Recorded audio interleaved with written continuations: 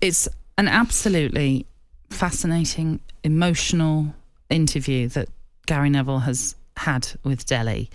And it's opened our eyes to so much that's gone on in his life. It's very brave what he's done. Oh, absolutely. Yeah. I mean, not many things shock you. Did we know that there was issues with Dele Alli off the field to some level? I think most of us in the media knew that, and I think his colleagues at football clubs, but never to the depth that you're reading. The childhood. The first thing I thought that was, I've got a 7-year-old. I go home and he's smoking. I just was, that was unmanageable. Dealing drugs, and I'm just thinking, this is a completely different scenario. The trauma and the reason, obviously with taking sleeping tablets is, was it because his football career and he needed to sleep? Because some players took sleeping tablets because they wanted a good night's sleep because they're playing a football match the next day. So they wanted to make sure they had a full sleep. And there's the other side of it, which is, did he need them because of the trauma and what was going on in his mind before he went to sleep? And that clearly is the case, that he was trying to get away from, which now he's opened up to, the problems that have happened. And they're extraordinary. I mean, if you can't show empathy in this moment towards listening to Dele Alli, everything that's happened before felt a little bit irrelevant to me. I just felt that story and, 7, 8 years old, 11 years old and things that happened to him. Hopefully this is the new beginning for him as a person, as a player. He's only 27. You have to remind yourself, he's only 27. Can he find something from somewhere? But hopefully this is the start for him. But like you say, he's only 27, but has lived this unimaginable young life, coming from, as he says, really a broken home, and really only experienced love when he was not officially adopted, but adopted by a friend's family. And they're the kind of people he looks upon as his family and his parents, really. And they were the ones that helped to guide him and show him love. And he hadn't really experienced that. If you haven't seen the interview, it certainly is worth watching. It's around about 40 minutes long. I was watching it on the way home and it broke me just listening to what he's gone through, because we're parents, so we understand. Just hearing how someone could have grown up like that, it's just absolutely devastating to hear, and it doesn't surprise you then that it would have affected him going forward, even though he will have masked so much of it, which is what he alluded to. And some of the behaviours and some of the actions that he might have done, the sort of turning up in a Rolls Royce, for example, well, that's all down to masking something. That's trying to be someone that you're not, perhaps, because you don't want people to realise there's stuff going on. Well, look, I come from a dressing room of the 80s and 90s, okay, and one of the things you never did in a dressing room or to the exterior, the bigger world out there, is show weakness. I had my weakness when I was at Celtic. A lot of things happened. It was nowhere near the same level of what's happened to Dele Alli. And just one quick question, Nat. What age were you? Your earliest memories?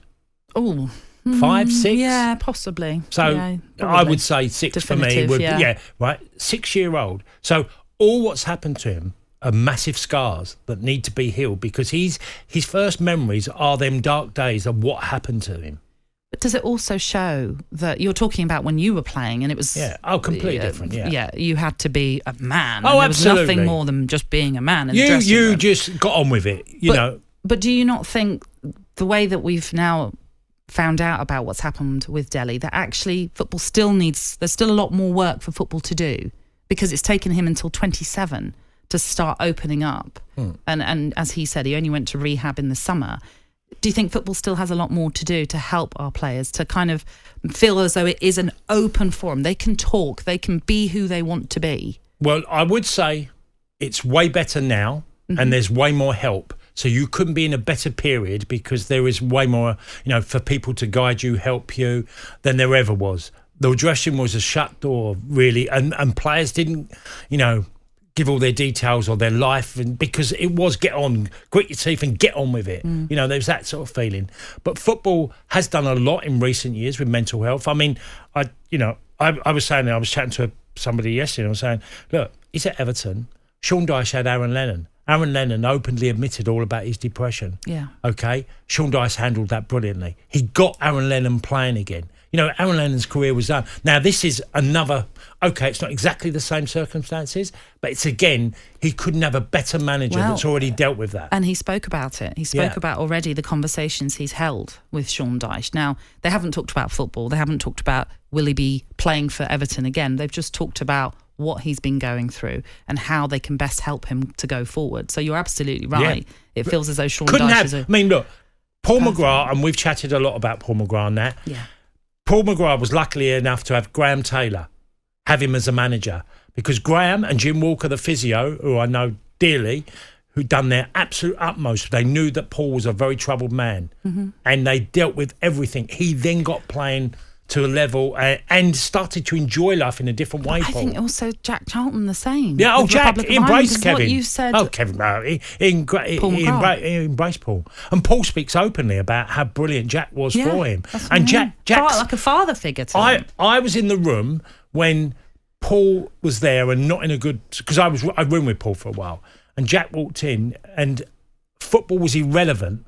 He actually said the words of, you know, his personal life is far more important than any football match. Yeah. He needs to be, he needs to be treated and helped. And Jack done everything he could. And that's why I think that's brilliant when I hear these stories of Jack Charlton, because, again, you think he's come from a generation of stiff upper lip and all that sort of stuff. Yet he had that modern thinking, if you like, of football, as you say, we can put that to one side. It's about you, the person. It's about your mental health that we need to work on. I think that was just incredible. Yeah, and that was Jack then. And look, this was a revealing interview that was, and it, you know, I came away thinking, wow, if only we all knew so much more about certain individuals.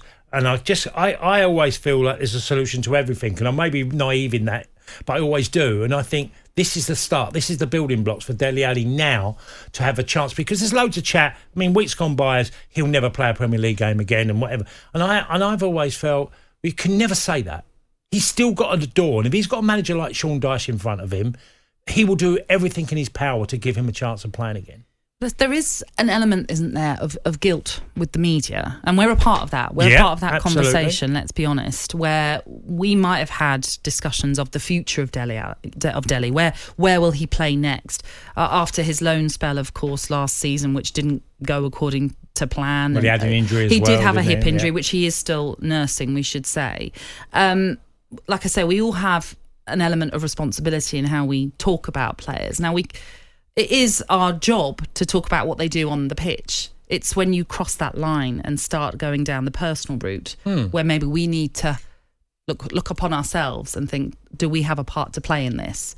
Do we have a better responsibility that we should all be having? And I'm talking about on social media as well. Everyone, you know, this can be such a pile-on on people, and yet we forget the person behind it all, really. I hope most of us sit back after, you know, we think and we take our time and we make our own assessment of something, but you cannot have anything but empathy for what Dele Alli's got on. You know, and yes, we have a part to play, that we must understand that sometimes why are people playing badly or not playing to what we know they're capable of, and it could be something quite personal, which it clearly is in this case.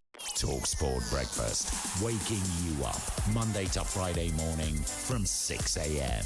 on AM, on DAB, via the talkSPORT app and on your smart speaker. talkSPORT.